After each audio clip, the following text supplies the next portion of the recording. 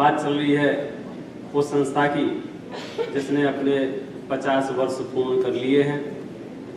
भाई साहब संजीव जी गोधा जी ने बहुत कुछ कहने का प्रयास किया, उसके बावजूद भी बहुत कुछ छूट गया। और स्वाभाविक है, जो काम 50 वर्षों में हुआ है वह हम 50 मिनटों में कैसे बता सकते हैं। अगर हम उसके काम गिनाएंगे सुबह से लेकर शाम तक क्या हुआ, पहले दिन, फिर दूसरे दिन, फिर तीसरे दिन, तो हमको कम से कम 50 साल के काम को बताने के लिए कितने दिन चाहिए? आप बताइए,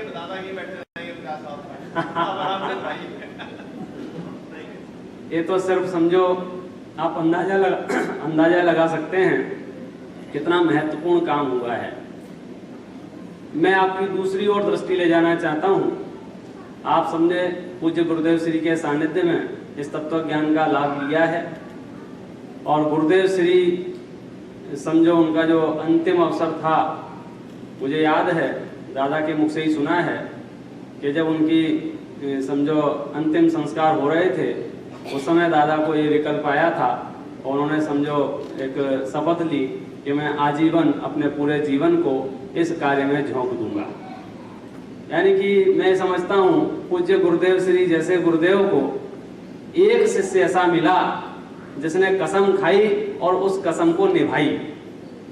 उस तत्व ज्ञान का प्रताप देखिए, आदरणीय डॉक्टर हुकुमचंद जी भारेल को अपने 75वें जन्म दिवस पर ऐसे सैकड़ों विद्यार्थी, ऐसे सैकड़ों शिष्य उनको मिले कि उनके रहते हुए उनके सामने शपथ खाई कि जब तक भी हमारा जीवन रहेगा हम अपना जीवन तत्व ज्ञान के लिए इसको समर्पित करते रहेंगे। ये देखते देखते दिन दूना रात चौगुना जो बदलाव आया, उसके पीछे के श्रम की हम आपसे बात करें तो कई ऐसी बातें हैं जो हम कह सकते हैं, कई ऐसी बातें हैं जिनको कहने से क्या फायदा है।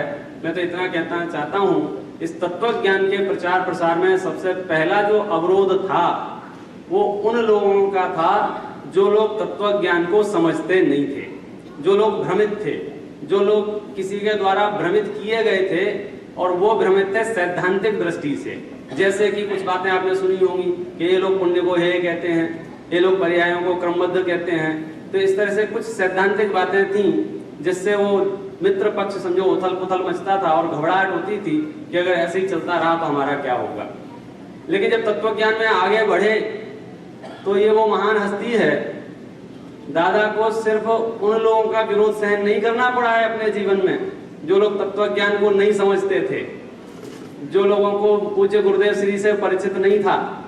मुझे दुख के साथ कहना पड़ता है दादा को उन लोगों को भी सहन करना पड़ा जो लोग गुरुदेव श्री के अनुयायी थे, गुरुदेव श्री के तत्व को समझते थे नहीं, अभी भी समझते हैं। तो ये जो हल्का सा जो बारीकी रेखाएं हैं जिन पर कभी हम चर्चा सोचते हैं, समझो अपने यहाँ का ये अछेरा विषय है क्यों छेड़े।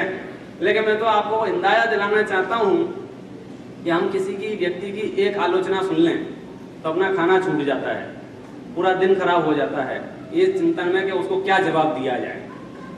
अब इन्होंने अभी तो आपने काम गिनाए थे कि लेखन भी किया है और लेखन की विधाओं में कविताएं भी लिखी हैं, उपन्यास भी लिखी हैं, कथाएं भी लिखी हैं। इतना लेखन किया है कि उनके लिखे हुए ग्रंथों पर पीएचडियां हो गई हैं, लघु शोध प्रबंध हो गए हैं।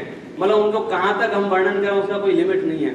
सोचने वाली बात यह है कि ये सब उस माहौल में, किस माहौल में कि जहां बाहर झांक के देखें तो विरोधी विरोधी विरोधी विरोधी और कभी फुर्सत में अंदर झांक के देखें तो विरोधी विरोधी विरोधी विरोधी। अब फिर इतना काम कैसे हो सकता है। सच बात है, हम लोगों का कोई महान पुण्य का उदय है तब ये ग्रंथ रचे गए हैं, हम लोगों का कोई महान सौभाग्य है तब ये तत्व ज्ञान का वो जलाशय बनाया गया है। जयपुर विद्यालय की जो आप बात कर रहे थे उसकी पूरी संस्था को 50 साल हो गए हैं और उस संस्था का सबसे मुख्य अंग जो है वो टोडरमल दिगंबर जैन सिद्धांत महाविद्यालय है। उस विद्यालय में 10वीं पास विद्यार्थी को भर्ती किया जाता है। 2+3 का ऐसा कोर्स है 5 साल का, जिसको हिंदुस्तान की भाषा में बीए के समानार्थी कहा जाता है। बीए कहो, हमारी भाषा में उसको शास्त्री कहते हैं। फिर और रुचिवंत कोई जीव हो तो वो जैन दर्शनाचार्य करते हैं, जिनको अपन एमए समझते हैं। वो शास्त्री की डिग्री उनको राजस्थान यूनिवर्सिटी से मिलती है। राजस्थान यूनिवर्सिटी के कोर्स में जैन दर्शन के विभाग में कुछ ग्रंथ हैं, लेकिन कुछ ग्रंथ ऐसे भी हैं जो यूनिवर्सिटी के विभाग में नहीं है। समयसार यूनिवर्सिटी में नहीं पढ़ाया जाता है, तत्वासूत्र यूनिवर्सिटी के कोर्स में है, न्याय के ग्रंथ यूनिवर्सिटी के कोर्स में है, लेकिन अध्यात्म के ग्रंथ जो है मोक्ष मार्ग प्रकाशक यूनिवर्सिटी के कोर्स में नहीं है। तो हम विद्यार्थियों को जो पैकेज मिला है जैन दर्शन का, वो कॉम्बो पैक मिला है, आगम और अध्यात्म का।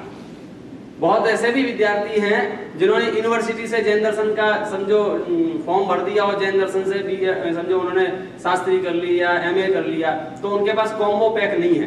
तो उनके पास कुछ कुछ अमुक अमुक ग्रंथ हैं, और अमुक अमुक ग्रंथ होने से लेकिन अध्यात्म नहीं है। जैसे अभी तत्व संबंधी भूल में चर्चा निकली ना कि जिन शास्त्रों से गुणस्थान आदि को तो जान लेता है, मार्गणाय स्थान आदि को तो जान लेता है, परंतु अध्यात्म शास्त्रों में भेद विज्ञान के प्रयोजनभूत विषयों को नहीं जानता है।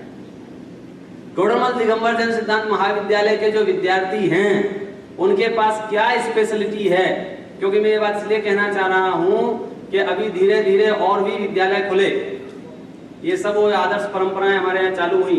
3-3 विद्यालय अभी पूरे समझो राजस्थान यूनिवर्सिटी में अपने चल रहे हैं।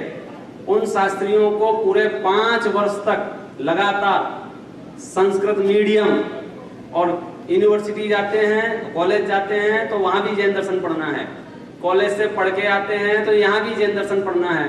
आप सोचो 5 दिन में जब आपको इतना वो हो जाता है जैन दर्शन के प्रति, तो जो विद्यार्थी 5 वर्ष तक वहां रह के तत्व ज्ञान का अभ्यास करते होंगे, उनके अंदर कैसे कूट कूट के भर जाता होगा, इसकी कल्पना नहीं कर सकते हो।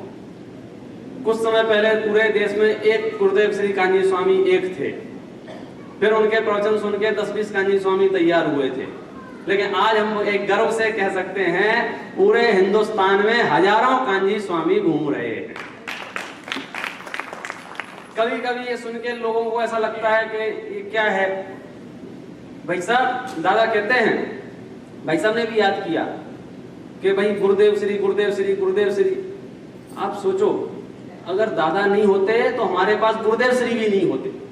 बात अकेले गुरुदेव श्री की नहीं है, गुरुदेव श्री नहीं होते तो पीछे के जो पूरी परंपरा थी, दादा का जो अथक श्रम है,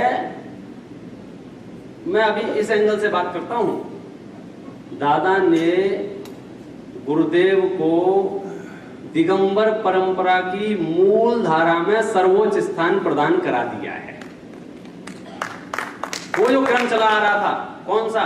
मंगलम भगवान वीरो, मंगलम गौतमो गणी, मंगलम कुंद कुंदार्यो जैन धर्मोस्तु मंगलम। और हम आचार्यों की परंपरा याद करते थे। आचार्य जब खत्म हो जाते थे ब्रह्मनासी दासी आदि विद्वानों को याद करते थे। उन विद्वानों की परंपरा के क्रम में वो जुड़ गए ना, तो वो श्रेणीबद्ध होने से अब गुरुदेव श्री अकेले गुरुदेव श्री नहीं रहे।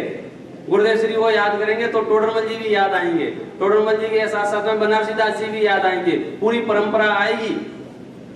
लेकिन यदि हम उनको मूल धारा से नहीं जोड़ते हैं तो क्या समस्या खड़ी होगी, इसकी कोई कल्पना कर सकता है?